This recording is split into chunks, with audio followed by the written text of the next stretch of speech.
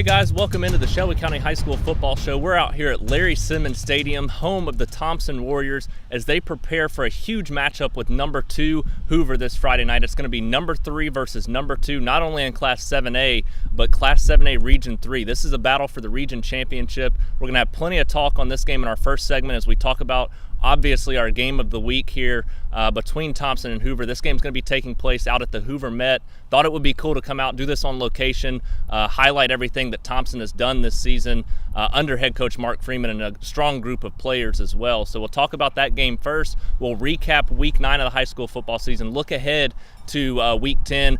Besides our game of the week here, we've got plenty of other good matchups, including 2 other in-county matchups in the 7A and 6A classification that will be key this week as well. Should be some fun stuff this Friday night for us. We also talk about our SCR Star of the Weeks here at the end of the show, as we always do. A great segment that highlights all of the great performances around Shelby County from this past Friday night. So we'll talk about that at the end, but we're going to start with our game of the week between Hoover and Thompson this Friday night.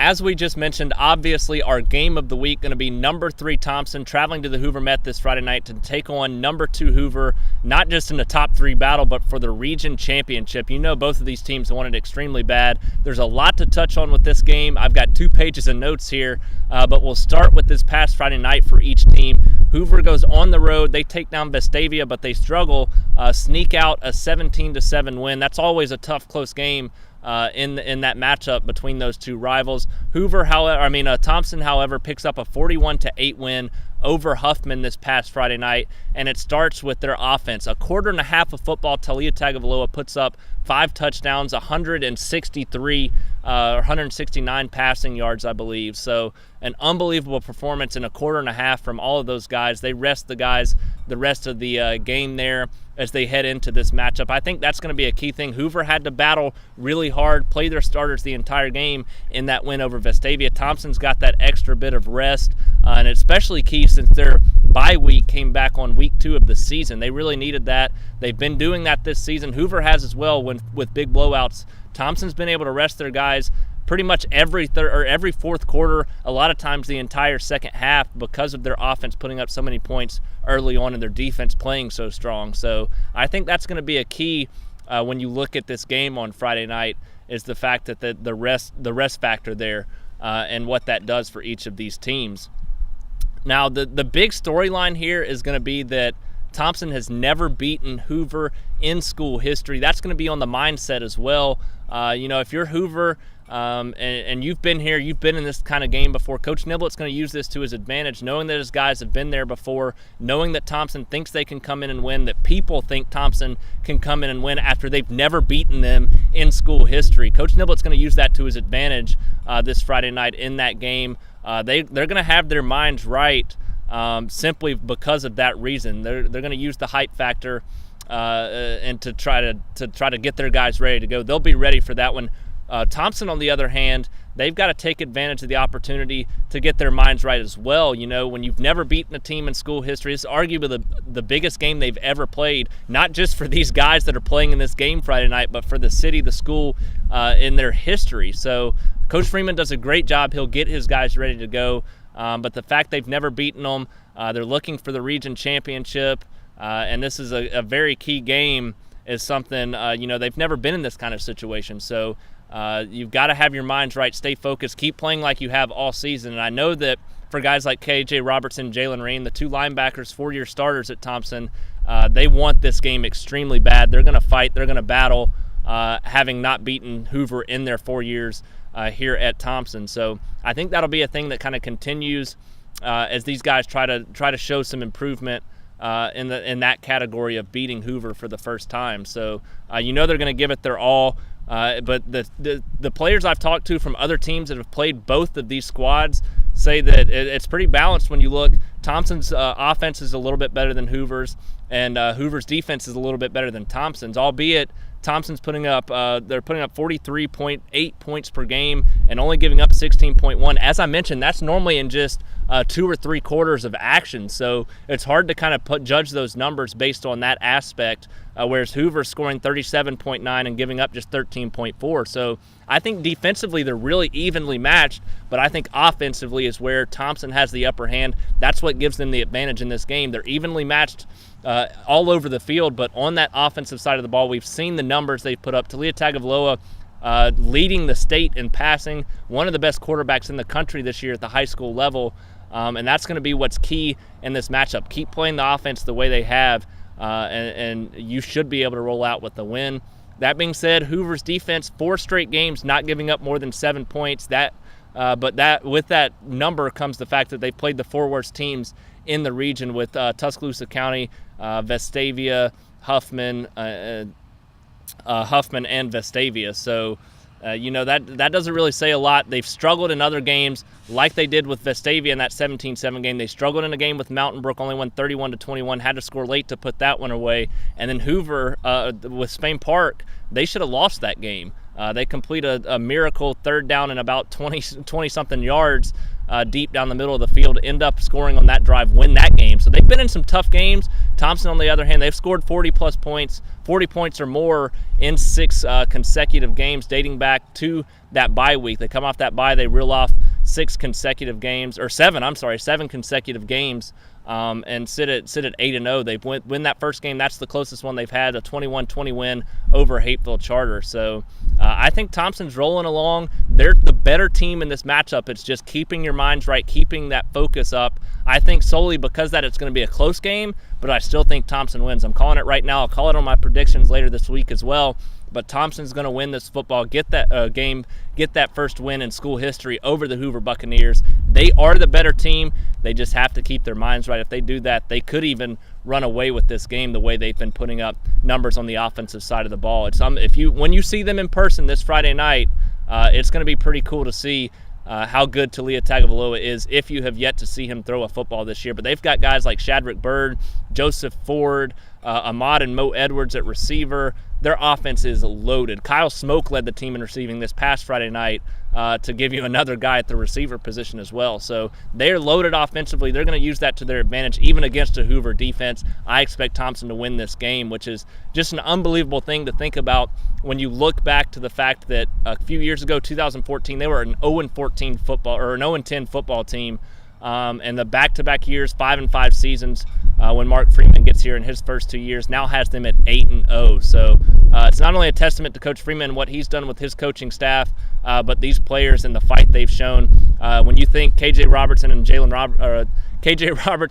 Rain, the 2 guys I mentioned earlier, both on that 0-10 team in 2014, and they've battled to this point now. So they want to go out on top. They not only want to win Hoover, they've got bigger goals of a state championship. So it's going to be a lot of fun to see no matter what the outcome is.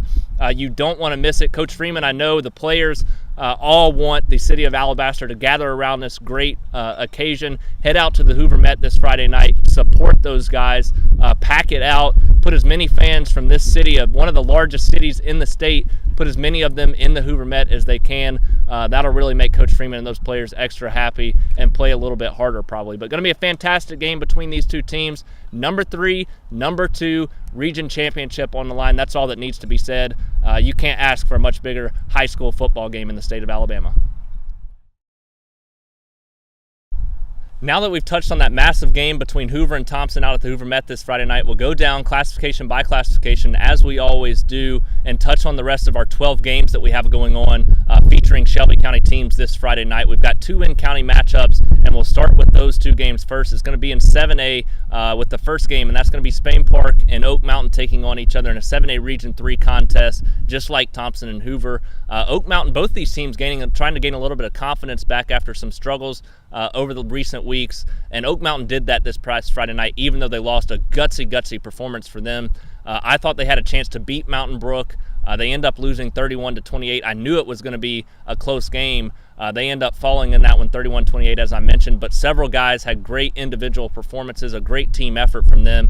Can't tell you how incredible it is to see a team kind of fight like that when they could fold and give up on their season. So they battle, they fight. We'll talk about those guys that had strong performances later in our SCR Star of the Week segment.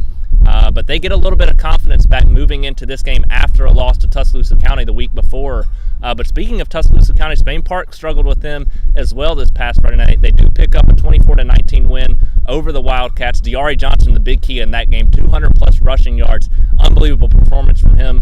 We'll talk about him a little bit later on in our SCR Star of the Week segment as well. But the Jags get a win. That's something that they can use to get some confidence moving forward into this matchup Friday night. I think Spain Park's the better team. Their offense by far is better than Oak Mountain's. They're putting up 30-plus points per game right now, where Oak Mountain's struggling to get to 20 a game. So Spain Park's got the upper hand in this, but their defense is just it's really struggled the last few weeks. Since those first 3 weeks of the season, the defense there for the Jaguars has kind of gone downhill.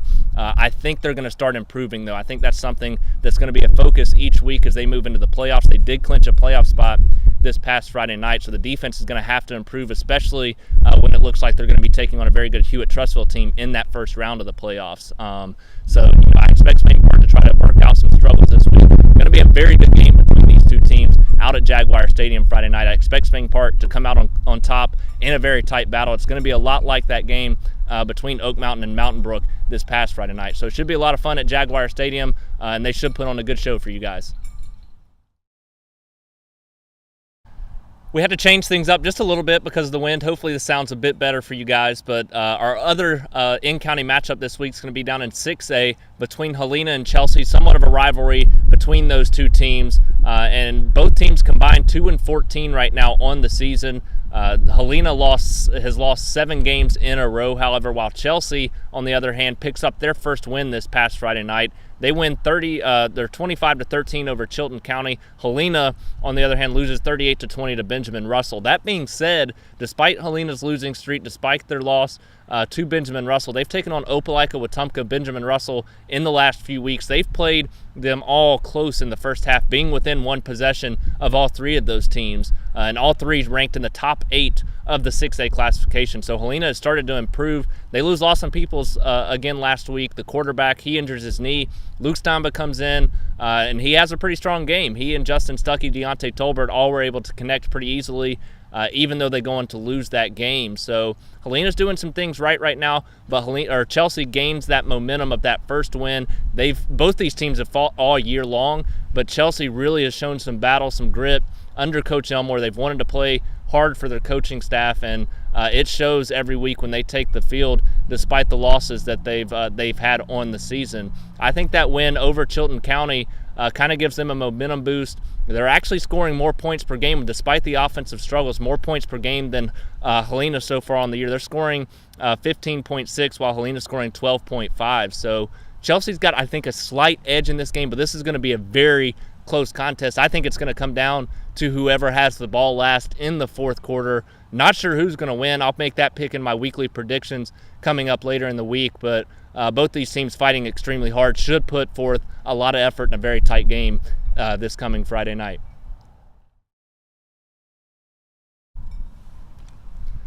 So our only other 6A contest this Friday night is going to come when Pelham travels down to Opelika to take on a very good Opelika team that's coming off an upset over Wetumpka, the number 4 team in the 6A classification. So very big win. They win that one 20-19 at home last Friday night, giving them a load of momentum. Makes me think they're healthy. They were on their 3rd or 4th string quarterback at one point this season. So that makes this Opelika team extremely scary if they're healthy and beating a team like Wetumpka, which kind of ended the Indians' chances at a region championship. They might they still have a chance Friday night, but they definitely hurts their chances with Benjamin Russell still sitting undefeated. So a very important win for Opelika. That being said, Pelham's also gathered some momentum, off to a great start, or having a great season, I should say.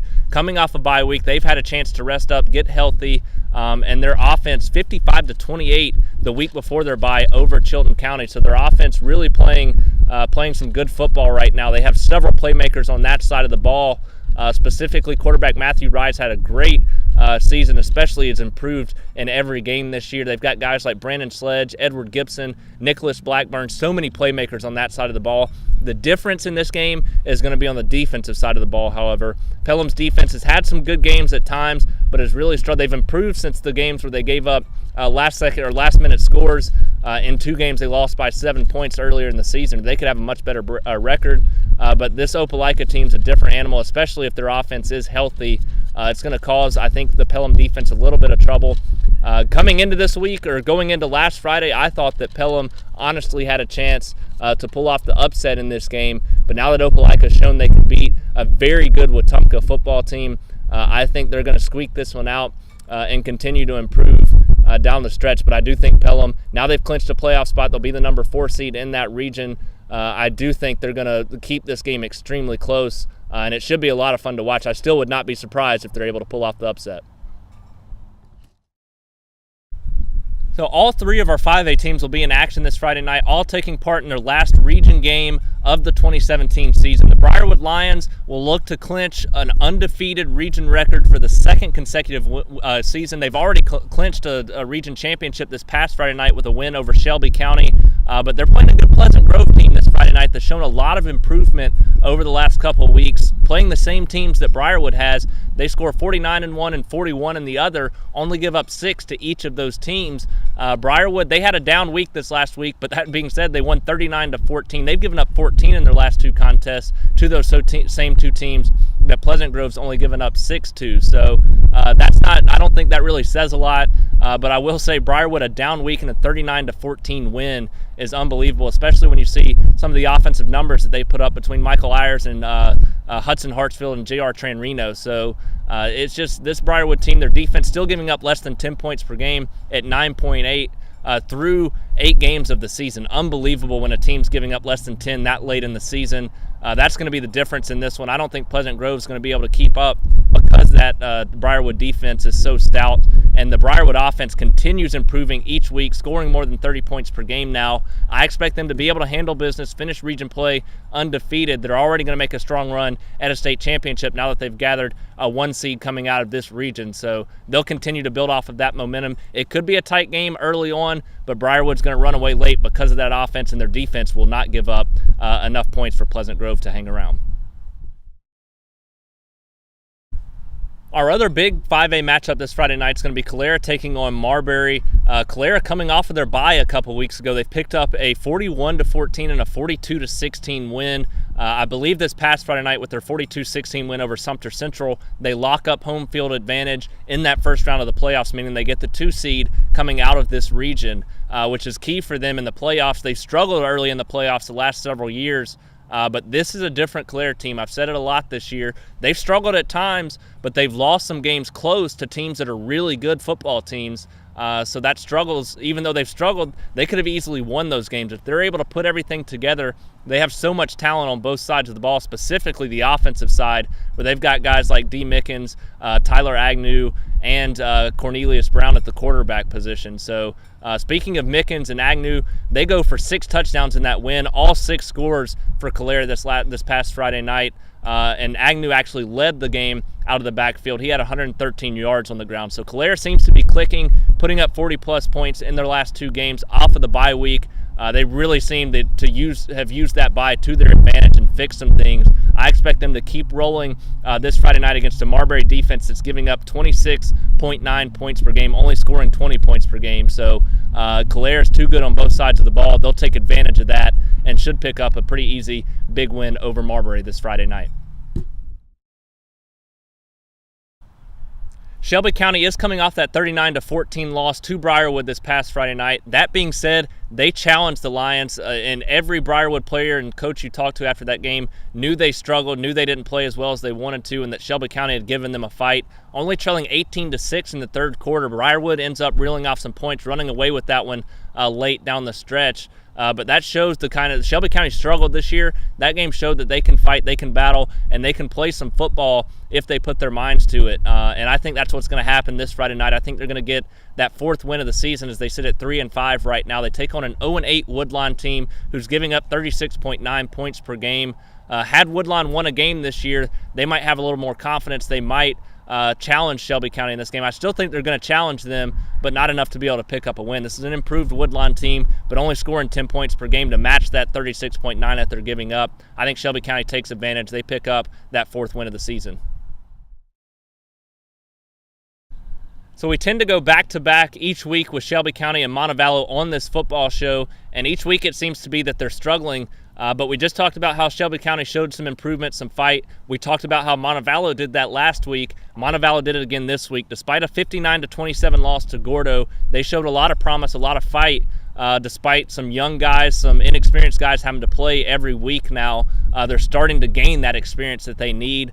And, you know, when you lose your quarterback to a broken leg, your leading receiver coming into the season goes down early in that first game of the year to a broken leg as well. I mean, you can really put your heads down, and it's tough to come back from that. But they've battled. The young guys are getting that experience that they need. They're taking on a 2-6 Oakman team that's coming off a 40-14 loss this past Friday. Or I'm sorry, Carbon Hill team coming off a 40-14 loss to Oakman. So it's going to be interesting to see which team kind of puts to rest the fact that they're both giving up around 40 points per game and only scoring around 23 points per game. I think it's going to be Montevallo. They've got a lot of athletes, a lot of talent on the field. They're just young right now. They're getting that experience, and I think that's key, that they've had that experience the last few weeks of playing those young guys. I think it comes in handy this Friday night. They pick up their 3rd victory of the year. Our last AHSAA football game this Friday night is going to be between Vincent and Ramburn. That game's going to be played at Vincent, and it couldn't be a bigger matchup either.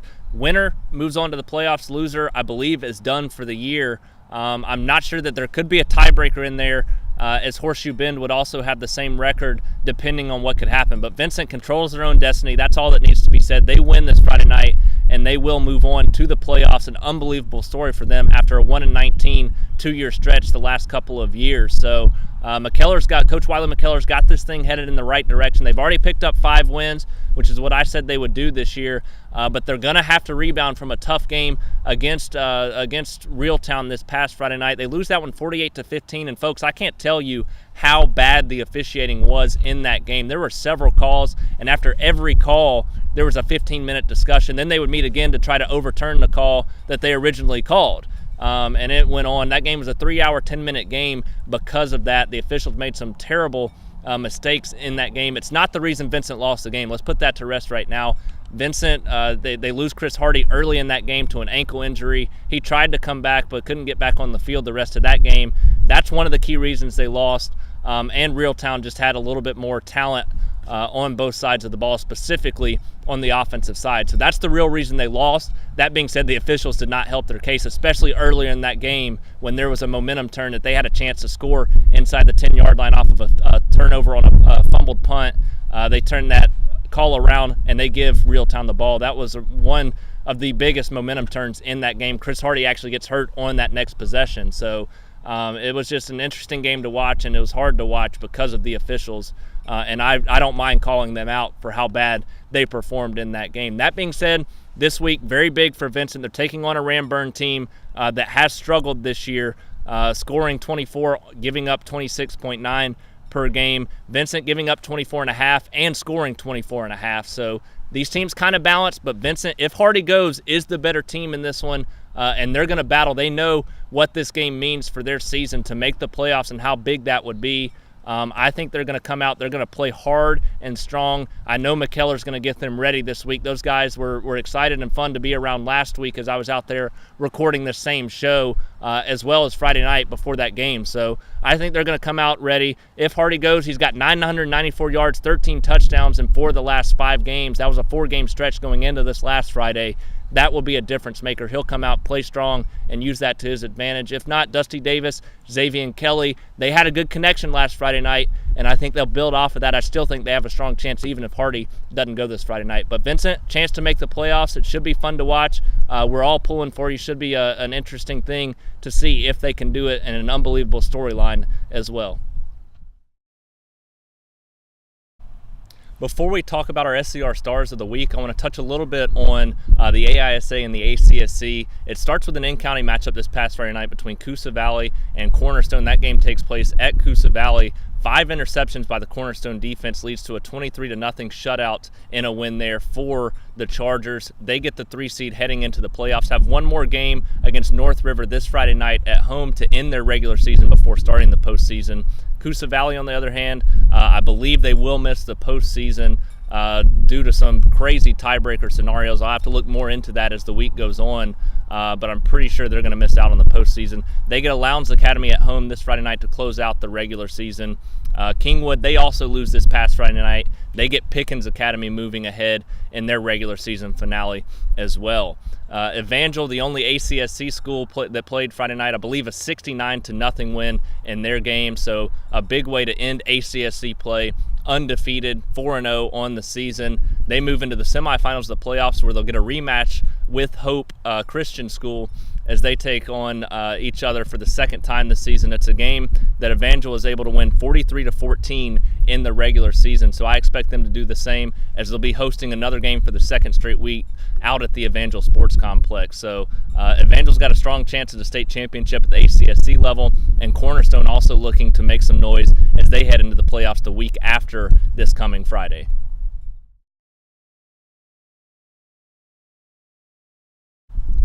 It's the best time of the show. As we do every week, we'll close out the show with our SCR Star of the Week segment and several great performances this past Friday night from several different teams that we'll talk about before our overall Star of the Week at the very end, who impressed a little bit more than everybody else, and without him they might not have picked up a win last Friday night. But we'll start.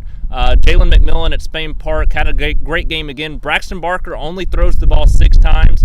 4 of those passes go to McMillan for 75 yards. So when they weren't airing the ball out and were using DeAre Johnson, who we'll get to here shortly, when they're using him the majority of the game, and Jalen still has that kind of performance, is very impressive from him. So good job from Jalen this past Friday night. He's had a great season there for the Jaguars. Moving on to Oak Mountain, who really had a strong, great performance this past Friday night from several different playmakers, and it starts with the run game. These guys, you had 3 guys combined for 274 yards on the ground against a very good Mountain Brook defense. Luke Purser tops 100 yards. He was the leading rusher on 19 carries. He goes for exactly 100 in that 31-28 loss to Mountain Brook. Then you have Jonathan Bennett, who went 18 times for 95 yards, and Connor Webb, the quarterback, 12 times for an additional 79 yards as well. So great to see them have a strong offensive performance, 74 yards on the ground for those guys. Connor Webb also passing the ball, 14 of 22, 186 yards, 2 touchdowns, and his favorite target, as always, Carson Bobo, made some great catches last Friday night. 6 catches, 100 yards receiving for Bobo on the evening. So a great game from all of those guys at Oak Mountain. Really a strong performance going into against a very good number 8 Mountain Brook team. They showed some grit, they showed some toughness, and battled all the way to the end despite falling 31-28. Very impressed by all of those guys. Out at Thompson, as we do every week, we're always going to have a player in the SCR Star of the Week segment from Thompson. Had he played the entire game, the numbers would have been ridiculous, maybe 10 touchdowns or more.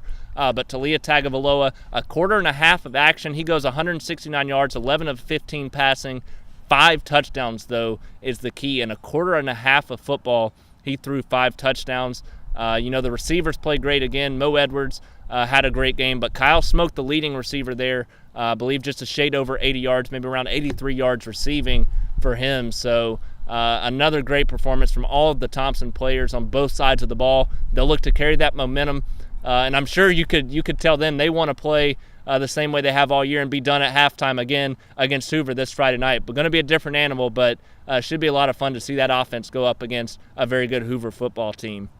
Moving on, we've got in the 5A classification 2 Calera players, D. Mickens, Tyler Agnew. They combined for 6 touchdowns, all of the scoring for Calera in a 42-16 win over Sumter Central. Agnew led the way with 113 yards with his attack, but 2 great performances. When you've got a quarterback like Cornelius Brown, that really helps him to have things opened up through the air as well. But they used the ground game this past Friday night with those 2 guys. I expect them to do that moving forward to the rest of the season, as it showed that it works very well. So great game by D. Mickens and Tyler Agnew. Also in the 5A classification, you see Briarwood's 2 guys that have done it all year in the backfield, J.R. Tranrino and Michael Ayers. Tranrino, the running back, he had a strong game again. 10 touchdowns in the last 3 games as a junior running back. If you look at this guy, he's been going on visits, and if you look at him on his visits with these other guys at schools on the weekends, I mean, he just does not look like a junior running back. He looks like he's ready for college football right now. So J.R. Tranrino keeps doing impressive things. He went 11 times, 151 yards, and 3 touchdowns in that win over Shelby County. But the impressive aspect is still the 10 touchdowns. He's had 4, 3, and 3 the last 3 games. So great play from him over there at Briarwood. Michael Ayers, another great game as well. 9 of 16 passing, 231 yards, 3 touchdowns through the air.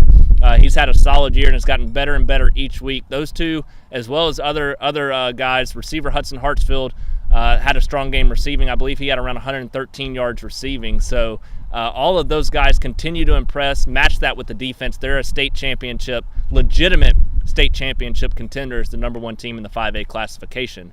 Our last team that I want to give some kudos to, it's a team award here. That's going to be the Chelsea Hornets for sticking with it, battling this season, and never giving up, fighting hard for Coach Elmore.